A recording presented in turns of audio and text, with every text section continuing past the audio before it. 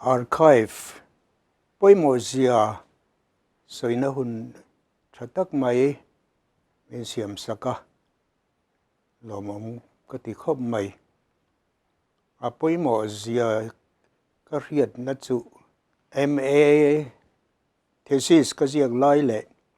a doctorate thesis ka ziak lai khanin archive kha a poimo khop maya ka ziak ma khanin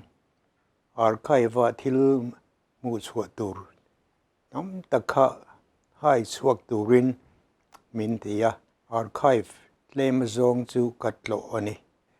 Wales Mission Archive hi kazukal thina kadua piang kha min entirin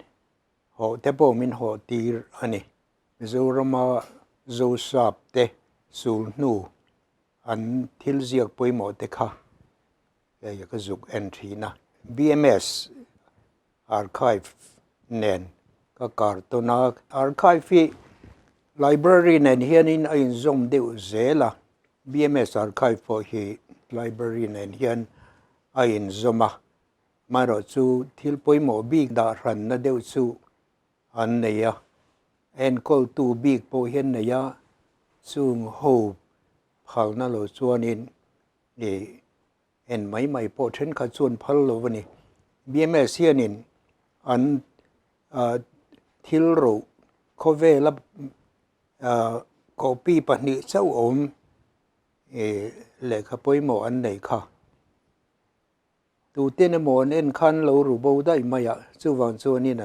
an fet khop maya BMS hianin an tho na rama missionary te an tho chunga an report le an lekha thon zong te kha an vong thaveka thil chiang du ten an zir du chuan khang atang khanin thil an hai chuak thina Wales Mission Archive kha doctorate degree atana kain buat sai lai khanin Bari Suita building ran hlo Wales Mission Library ta chuanin an archive chu oma zo sap ho file khan nei veka an tho chunga an lekha ziak zong private letter po kha an call thaveka chung chu nga chiar thain an vong thaveka ni a copy siam don poin ma nilak an oilo hrim copy kan du kha men sin che tira an ma nin copy xerox copy te an ron siama aman tur nen min ron thon mai ani chu tiang chuanin an vong film khur ani khang kha thil poimo tak ka hai chuan mun ania kazir nu na ber fuller seminary po khanin archive an neya chuan an library chu mani chuanin doctoral thesis dissertation zong te kha a copy kha an da thazela nakinala ang lo thei turin ma sela ga hon nuin atam lu tu ka hi ada na po kan nei seng lo ba a thazual tlem kan thlang chuaka adang hi chu kan tiral vek dona adu te chuanin rondil sela a thon man an pek chuang kan thon thei an tia ti chuan kata po a original chu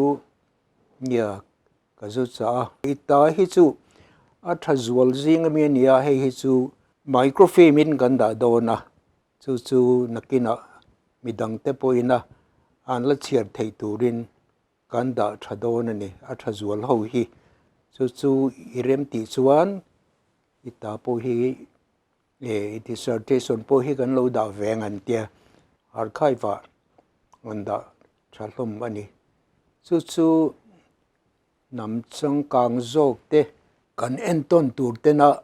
an ti dan an ngai poimo zia le an ti dan ania BCM hianin archive kan han siam ve ta chuan ke ni po Central Library kan han tipota le khabu engemozat kan data chuan archive umro se kan tia archive kan han nei ve ta khan thil lui emo kan ti chho zela nakina chang thar lowam zel tu te point lali so local ma hi chuanin ala poimo zel dona kan BCM archive po hi na thei to pakan ti changtlun a poimo hle ni heta hianin nei sub upa ina thalak hlui ni ada atupa ina aron pek te po kan da tha thil hlui zo sap ho thil hlui engma za chu ta po hianin kan da ani chuan nakin zela thil poimo engemo archive hianin mu tur du ta na zirna tura ti tur kha alom don ani a poimo zia le a that zia hi kan riata kan ngai lut po hi a poimo le in ka ria kovel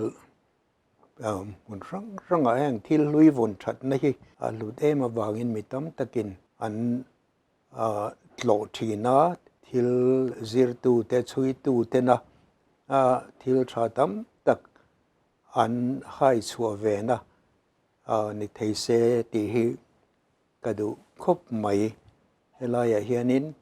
thil poimo tak tak da that tur nei te chuanin kan da that zel po a tha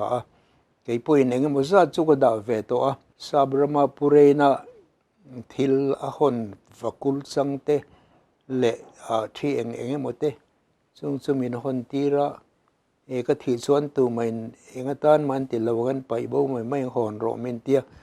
angkha then kha chu kan da ani chuan pubuangan bible le lin na ta na man indo kan te po pukara namin ro chun te kha archive kol thaturin ka peluta theyang angin kei poin ra thil tlema zong chu BCM archive hianin ka pelut ve to ani ti chuan wina hianin archive poimo zia tlema zong ka ton hriat atangin ka han soi ve ani ka lawng me